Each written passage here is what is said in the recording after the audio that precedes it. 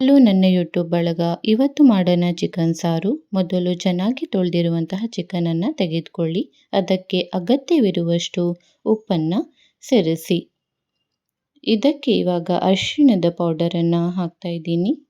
ಮತ್ತು ಇದಕ್ಕೆ ಸ್ವಲ್ಪ ಶುಂಠಿ ಬೆಳ್ಳುಳ್ಳಿ ಪೇಸ್ಟನ್ನು ನೀವು ಸೇರಿಸ್ಕೊಳ್ಬೇಕು.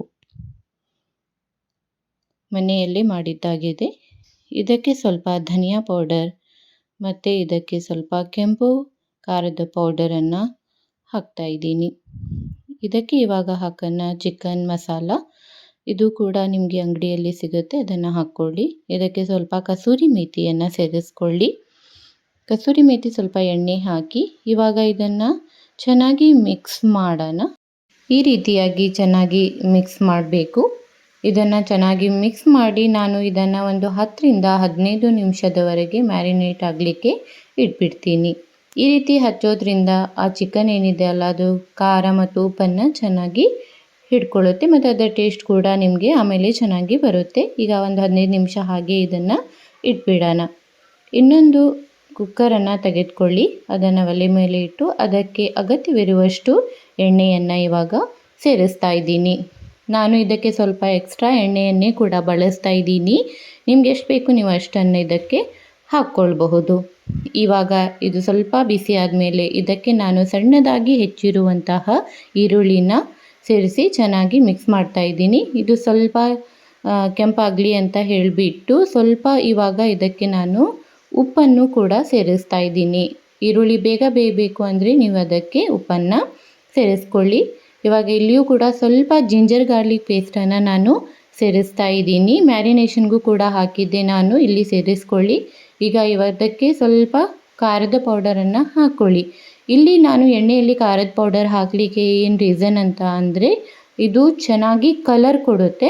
ಸೊ ಅದಕ್ಕೆ ಎಣ್ಣೆಯಲ್ಲಿ ಸ್ವಲ್ಪ ಹೀಗೆ ಖಾರದ ಪುಡಿ ಹಾಕಿಬಿಟ್ಟು ಹೀಗೆ ಚೆನ್ನಾಗಿ ಮಿಕ್ಸ್ ಮಾಡ್ಕೊಳ್ಳಿ.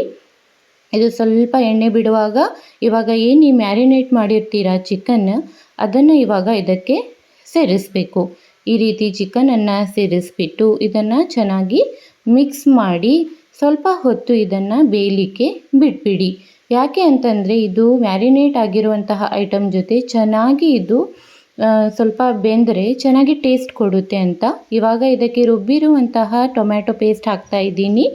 ಟೊಮ್ಯಾಟೊ ನಾನು 4 ತೊಗೊಂಡಿದ್ದೆ. ಅದನ್ನು ಚೆನ್ನಾಗಿ ಒಂದು ಪೇಸ್ಟನ್ನು ಮಾಡ್ಕೊಂಬಿಟ್ಟು ಹಾಕಿ ಚೆನ್ನಾಗಿ ಮಿಕ್ಸ್ ಮಾಡ್ತಾ ಇದ್ದೀನಿ. ಆಮೇಲೆ ಸಡನ್ಲಿ ಇವಾಗ ನೀವು ಕೊಬ್ಬರಿ ಪೇಸ್ಟನ್ನು ಹಾಕಬಾರ್ದು. ಸ್ವಲ್ಪ ಹೊತ್ತು ಈ ಟೊಮ್ಯಾಟೊ ಏನಿದೆ ಅಲ್ಲ, ಅದು ಎಣ್ಣೆ ಬಿಟ್ಕೊಳ್ಳುತ್ತೆ. ಸೊ ಅದನ್ನು ಸಣ್ಣ ಉರಿಯಲ್ಲಿ ಸ್ವಲ್ಪ ಹೊತ್ತು ಈ ರೀತಿಯಾಗಿ ನೀವು ಚೆನ್ನಾಗಿ ಬೇಯಿಸ್ಕೊಳ್ಳಿ. ಇವಾಗ ಈ ಚಿಕನ್ ಬೇಯ್ತಾ ಇದೆ. ಈ ರೀತಿ ನೀವು ಒಂದು ಸಲ ಮಾಡಿ ನೋಡಿ, ಚೆನ್ನಾಗಿ ಟೇಸ್ಟ್ ಇರುತ್ತೆ. ಸೊ ಅದಕ್ಕೆ ನಾನು ಸ್ವಲ್ಪ ಡಿಫ್ರೆಂಟಾಗಿ ನಿಮಗೆ ತೋರಿಸ್ತಾ ಇದ್ದೀನಿ. ಸೊ ನನ್ನ ಸ್ಟೈಲಲ್ಲಿ ಒಂದು ಸಲ ನೀವು ಖಂಡಿತ ಟ್ರೈ ಮಾಡಿ ಟೇಸ್ಟ್ ಮಾಡಿ ನನಗೆ ಹೇಳಬೇಕಾಗತ್ತೆ. ಸೊ ಇವಾಗ ಇದಕ್ಕೆ ನಾನು ಮತ್ತೊಂದು ಸ್ವಲ್ಪ ಚೆನ್ನಾಗಿ ಮಿಕ್ಸ್ ಮಾಡ್ತಾ ಇದ್ದೀನಿ. ನೋಡ್ತಾ ಇದ್ದೀರಾ ಚಿಕನ್ ಹೇಗೆ ಎಲ್ಲ ಮಸಾಲೆನ ಹಿಡ್ಕೊಂಡಿದೆ ಅಂತ. ನೀವು ಸಡನ್ಲಿ ನೀರು ಮತ್ತು ಇದನ್ನು ಹಾಕಿಬಿಟ್ರೆ ಅದು ಆ ರೀತಿ ಕಾಣಿಸೋದಿಲ್ಲ. ಇವಾಗ ನಾನು ಹಸಿ ಕೊಬ್ಬರಿ ಪೇಸ್ಟ್ ಮಾಡ್ಕೊಂಡಿದ್ದೆ, ಅದನ್ನು ಸೇರಿಸ್ತಾ ಇದ್ದೀನಿ ಮತ್ತು ಇದನ್ನು ಮಿಕ್ಸ್ ಮಾಡ್ತಾ ಇದ್ದೀನಿ. ಈ ರೀತಿ ಚೆನ್ನಾಗಿ ಮಿಕ್ಸ್ ಮಾಡಿಬಿಟ್ಟು ಇವಾಗ ಇದಕ್ಕೆ ಅಗತ್ಯವಿರುವಷ್ಟು ನೀರನ್ನು ಸೇರಿಸ್ಕೊಳ್ಳಿ. ಒಂದು ವೇಳೆ ನಿಮಗೆ ಸ್ವಲ್ಪ ಜಾಸ್ತಿ ತಿಳಿಬೇಕು ಅಂತಂದರೆ ನೀವು ಜಾಸ್ತಿ ನೀರನ್ನು ಹಾಕ್ಕೊಳ್ಳಿ. ಇಲ್ಲ ಒಂದು ಲೆವೆಲ್ ನನಗೆ ನಡೆಯುತ್ತೆ ಅನ್ನೋದಾದರೆ ಸ್ವಲ್ಪ ನೋಡಿ, ಈ ರೀತಿ ಕನ್ಸಿಸ್ಟೆನ್ಸಿ ನಂದಿದೆ. ಸೊ ಅದಕ್ಕೆ ನಾನಿದು ಸ್ವಲ್ಪ ಮುದ್ದೆ ಜೊತೆ ಸರ್ವ್ ಮಾಡೋದ್ರಿಂದ ನೀರು ಜಾಸ್ತಿ ಹಾಕ್ಕೊಂಡಿದ್ದೀನಿ. ಈಗ ಇದನ್ನು ಇಲ್ಲಿ ಕ್ಲೋಸ್ ಮಾಡಿ ಓನ್ಲಿ 1 ವಿಸಲ್ನ ನೀವು ತಗೋಬೇಕು. ಮೊದಲೇ ಅದು ಬೆಂದಿರುತ್ತೆ. ಸೊ ಇವಾಗ ಇದು ವಿಸಲ್ ಆಗಿದೆ ನೋಡಿ, ತೆಗೆದು ತೋರಿಸ್ತಾ ಇದ್ದೀನಿ. ಇವಾಗ ಬನ್ನಿ ಸರ್ವ್ ಮಾಡೋಣ. ನಾನು ರಾಗಿ ಮುದ್ದೆ ಮಾಡಿದ್ದೆ. ಇದರ ಡೀಟೇಲ್ ರೆಸಿಪಿ ಕೂಡ ನನ್ನ ಚಾನಲ್ಲಿ ಬರುತ್ತೆ. ಸೊ ನೀವು ನನಗೆ ಕಮೆಂಟ್ ಮಾಡಿ ರಾಗಿ ಮುದ್ದೆ ಮಾಡೋದು ಹೇಗೆ ಅಂತ. ಸೊ ನನ್ನ ರೆಸಿಪಿ ಟ್ರೈ ಮಾಡಿ. ನಿಮಗೆ ಇಷ್ಟ ಆಗಿದ್ದರೆ ನನಗೆ ನೀವು ಸಪೋರ್ಟ್ ಮಾಡಿ, ನನ್ನ ಚಾನಲನ್ನು ಸಬ್ಸ್ಕ್ರೈಬ್ ಮಾಡಿ.